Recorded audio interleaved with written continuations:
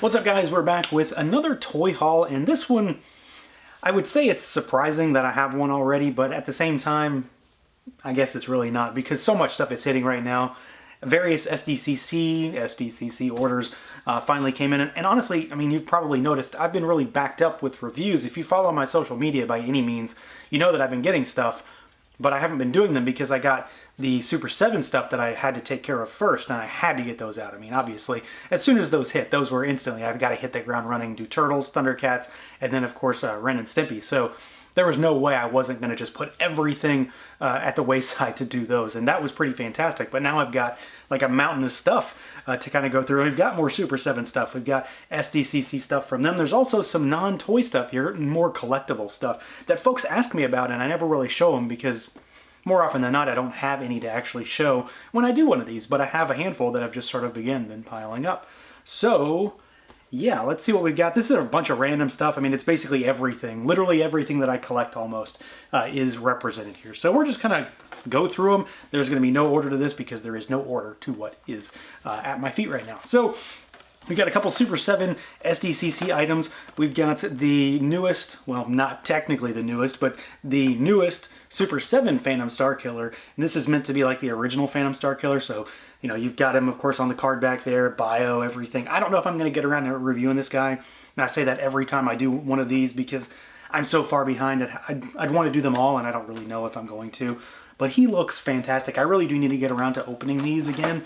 And then I got the Count Draco Knuckle Duster, and I've been really hoping that they were going to get one of these going, and I'm looking forward to what I assume is going to be more of these. So give me everything Killer Bootlegs related, please, and thank you. Let's start with this box here. I've got another MOTU Origins figure. So I got He-Man and Skeletor really early and then have not gotten anything since. I haven't been able to find them in store, and I've missed all the other online sales until Evil Lynn hit a week or so ago. So I got her, and she looks pretty good. This is probably my least wanted out of this first wave. But of course, I mean, got to get them all. So I'm really excited about this one. I don't know if I'm going to do a review on those or not. I may wait until I get a bunch of them and then kind of do them all at once. Not Super 7, NECA SDCC stuff. So we got the Ultimate City Demon Predator, and I've seen a bunch of people talking about this box and it's sort of not working. I'm curious if it's going to do it here or not. But you can see, you know, it does the light thing, and as best I can tell, this thing is light sensitive. It's not reacting to the box opening. It actually reacts to light hitting the sensor in there. So as you can see, I mean, I didn't open it again. I'm just leaning it up towards my lights and it's flashing. So in a dark room, it likely isn't going to work. And their Friday the 13th box that plays the music is the same way. So if you think it doesn't work, get it in bright light and see what it does. But this thing looks pretty fantastic. I don't know if I'm going to review it because, I mean, it's the same figure, just translucent. But I might. It does look really cool. And of course, I'm a big Predator guy. We've got my annual wrestling figure. So I got the Mr. T. And, you know, that's not really the best way to show him off, because this thing actually does look really fantastic. I never opened last year's, the Macho Man, the Slim Jim Randy Savage. So we've got Mr. T here, and he looks great. I don't like this kind of frosted cover that they put over him, but he looks really good. Presentation's really nice. You know, I'm not a wrestling guy, but I'm up for this kind of stuff. So the Slim Jim, Macho Man, this, I don't really know what more I could ever need, but, you know, we'll see what they do next year, I guess. Let's see, more SDCC, the glow-in-the-dark big chap. So he's not going to glow now, but he is incredibly green. And yeah, again, it's another one of those things. I don't know if I'm going to review him, or when I do, how long it's going to take to get to him, because I've already reviewed this figure twice in the past couple months. I did the regular one and then I did the Proto. So this is the same figure, just with tremendous amounts of translucent green glow-in-the-dark plastic. But he does look really cool. And I got the NECA stuff on the website. I didn't find these in store. Because I don't usually find NECA stuff in stores these days, nor do I really ever hit a Walmart.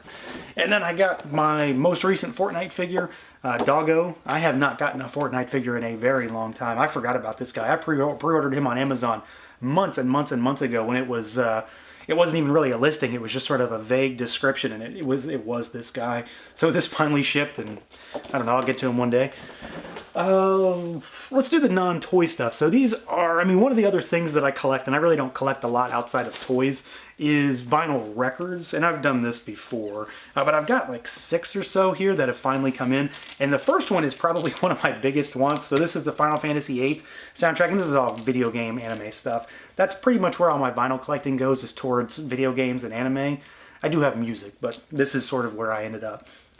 So the Final Fantasy VIII soundtrack kind of like has been one of my biggest wants for a really long time. It's incredibly expensive, and I guess they reprinted it and it went back up for pre-order and it shipped without notifying me, and I got one.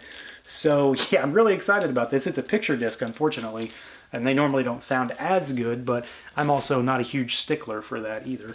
The Super Mario 3 soundtrack, this is a bootleg because Nintendo does not license their stuff out, so I'm not going to describe who this is from to not, you know, alert anyone really.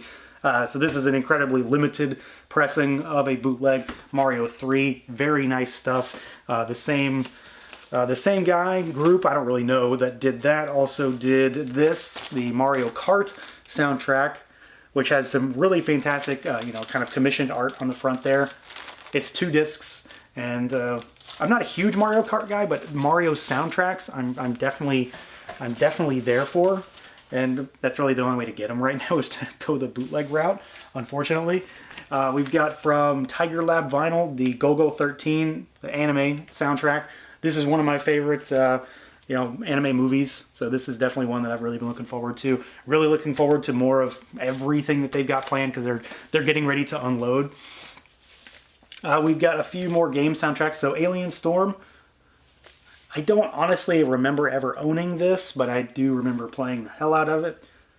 So we got that. And then the last one is, to kind of go along with that, Alien Soldier. These are both from Data Discs over in the UK. So these are really fantastic. Dig this stuff. Very awesome. All of these are colored splatter type vinyl releases, so they're not just black discs. So that's the latest when it comes to my vinyl stuff. I've actually had a lot of people ask recently to show some of that off, and I just happen to have some. So there you go. Hope that did it for you. Some Star Wars stuff. We got this. It's not exactly exciting. I actually might have shown one of these off in the last haul video, because this is the second one that I got. I forgot that I got 2 to keep one sealed for whatever reason. So this one is the one that's going to get opened if I do it, because it's creased. So thank you, Amazon, for the creased one. I finally got the last figure in the most recent, well, it's not the most recent now because the new box wave is showing up, but Plo Koon, because I didn't order him on Amazon, I ordered him on Pulse for some reason, and they finally shipped him. I hate the way this robe looks, but I'm very excited to have him. More Prequel Jedi, I'm all for it. Got one of the Cobra Island figures, because these are, as everyone knows, the biggest nightmare to get a hold of. I am not immune to the issues with trying to track these down in stores, or trying to get them online, because that was the biggest mess I think I have ever experienced. I had better luck getting NECA stuff online than trying to get these. That was a mess, to say the least. And yeah, I mean, I got the least desired one, obviously, but a friend was able to key me in on this one, and thankfully I was able to at least get started going down this road. Of course, this guy looks like Kimbo Slice. I don't really know what is going on with the look on this figure. I think he looks kind of ridiculous, honestly, but I'm really interested to get this entire wave, specifically the Cobra Trooper, just like everybody else who already has 6, 7, 8, 9, 10, however in the world people are getting small armies of these already. I'll get some eventually, but yeah, we've got Kimbo Slice there to start with. We've got the Lightning Collection Omega Ranger in the Uniforce cycle. I've had this for a week or so, and I just have not had the time to open it.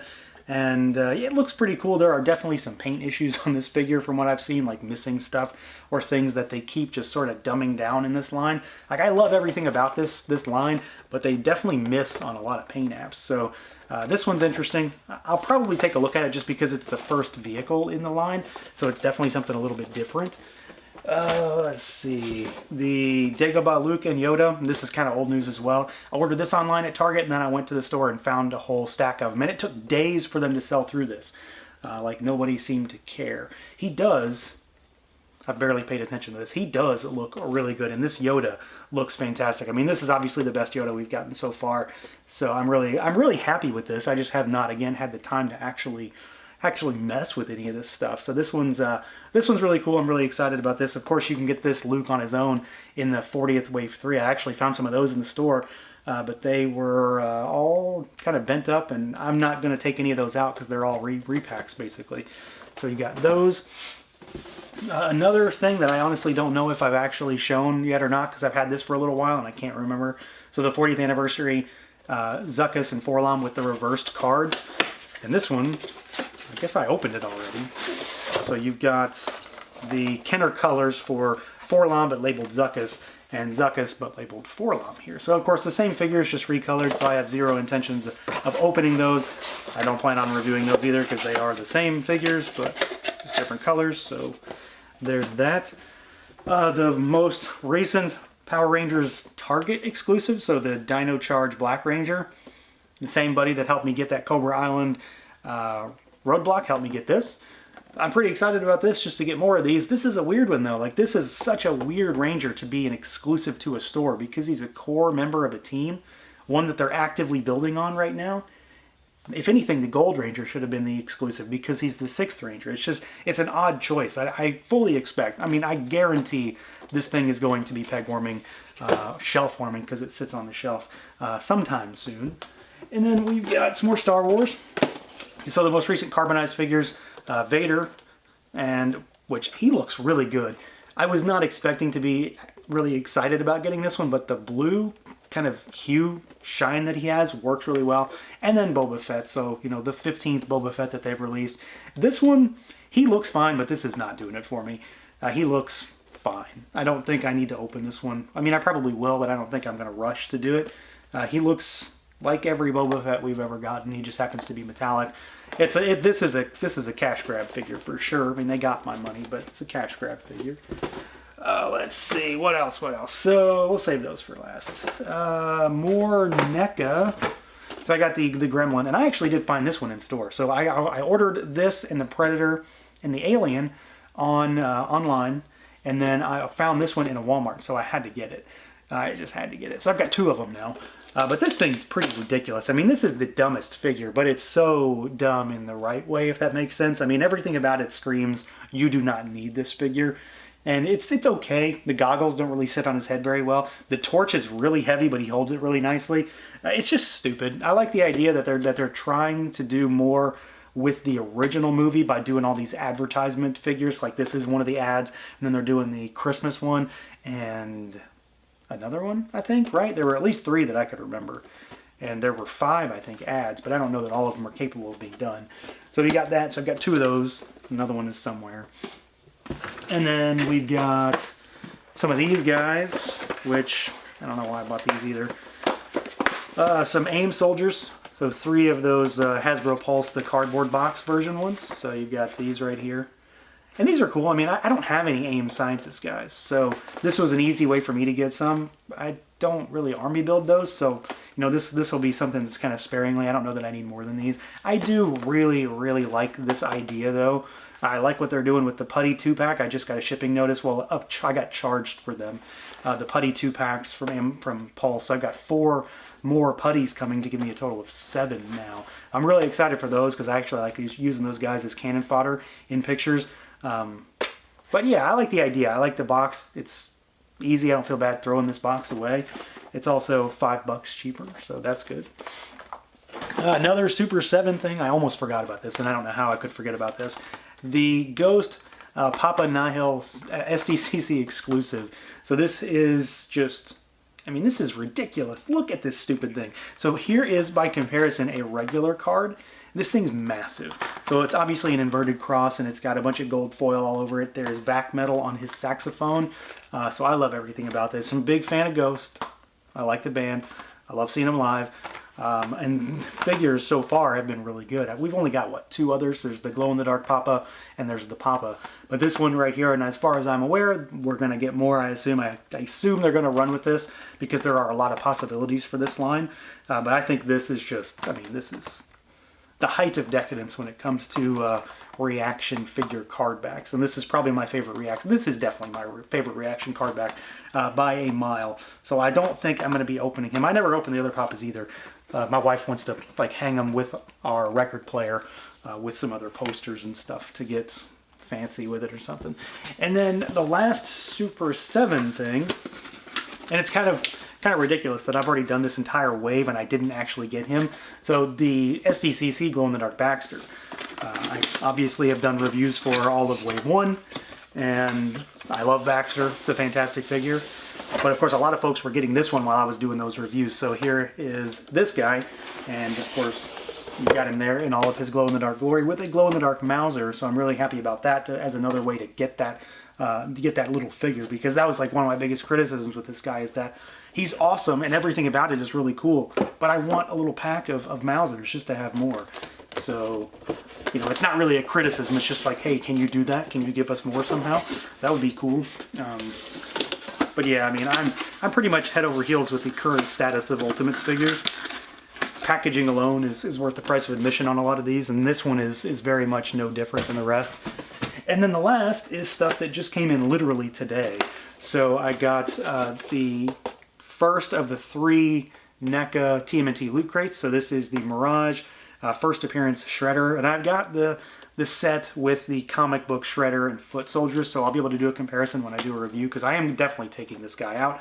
I have zero interest in leaving this thing in this box, although the box is really nice, except mine got kicked to hell because they shipped them in the loot crate box. They're not inside of another box, so this one's all dinged up, unfortunately. I don't know if you can really see that, but he looks really good. I mean, I'm pretty happy with that original figure, so this one's definitely more of the same. He's going to be a little bit on the limited side when it comes to articulation in a few ways, but otherwise it looks pretty solid. So that's a good one there.